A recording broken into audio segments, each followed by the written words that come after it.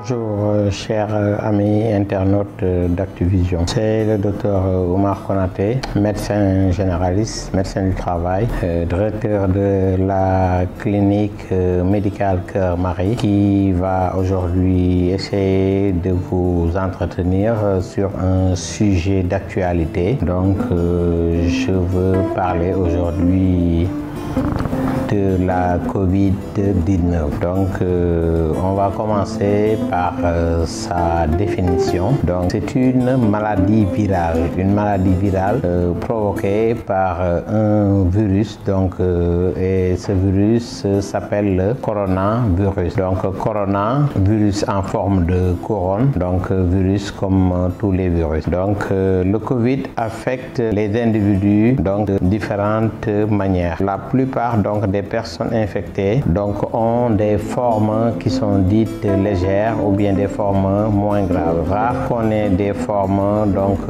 plus graves, mais ça arrive. À travers le monde, on a eu à décompter donc plus de 35 millions donc de cas à travers le monde. Et sur ces 35 millions de cas, il y a eu plus de 1,05 million décès.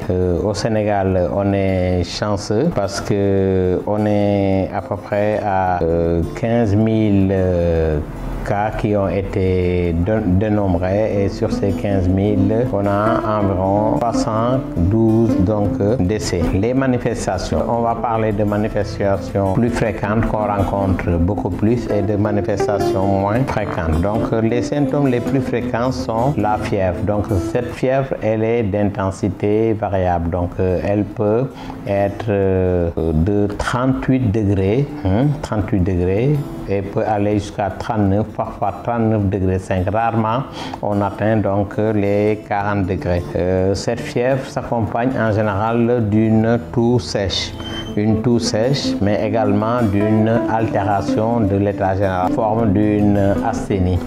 Qui parle d'asthénie donc parle de fatigabilité. Donc l'impression qu'on a, c'est d'être là, d'être fatigué, donc tout le temps fatigué. Il y a des symptômes qui sont moins fréquemment rencontrés, et parmi ces symptômes-là, on peut citer donc les courbatures, les maux de gorge, une diarrhée, c'est un peu plus rare mais il peut arriver, donc une conjonctivite, des maux de tête appelés communément des céphalées, une perte de l'odorat et du goût, et parfois des éruptions cutanées. Donc récemment, il a été décrit donc un syndrome cardinal donc qui oriente vers un diabète. Donc à cause du Covid, donc récemment il y a eu quelques cas de diabète qui ont été découverts, et on n'en est pas encore à la fin,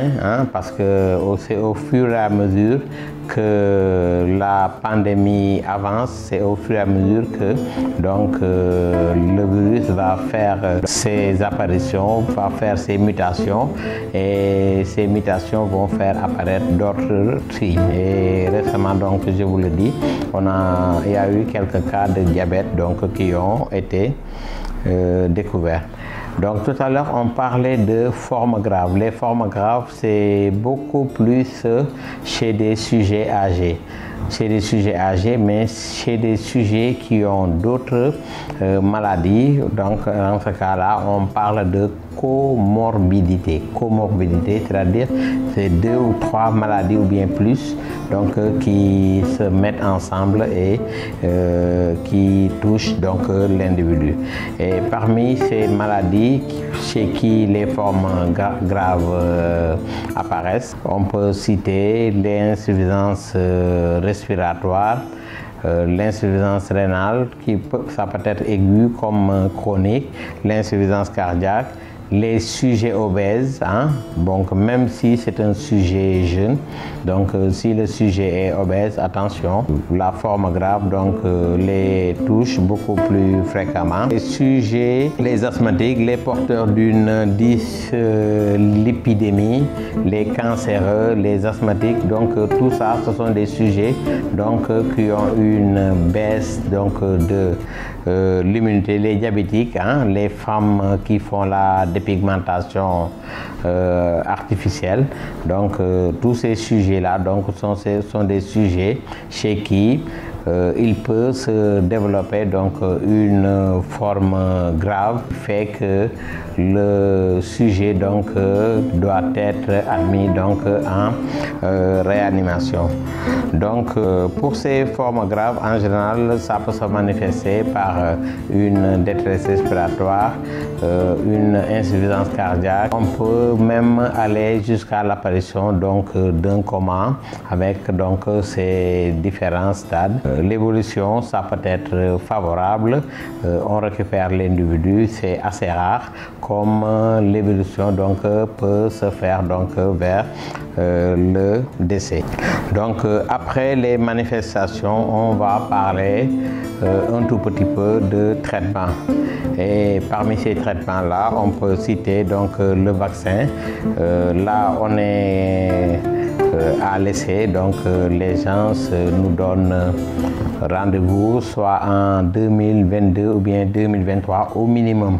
Donc ça peut prendre donc plus sens, ça peut prendre plus donc pour la découverte du vaccin. Donc là on est dans l'expectative. Le meilleur traitement qu'on détient actuellement, c'est la prévention. Donc là, on insiste sur ça, la prévention, par l'utilisation des gestes barrières, le lavage des mains, la désinfection avec le gel hydroalcoolique, le port des masques et puis la distanciation donc sociale au minimum, donc 1 mètre, donc 1 mètre à 1,5 mètres, ceci dans les transports ou bien dans les marchés ou bien dans des lieux publics. Donc après ce traitement préventif, on nous a proposé 2 types de traitements.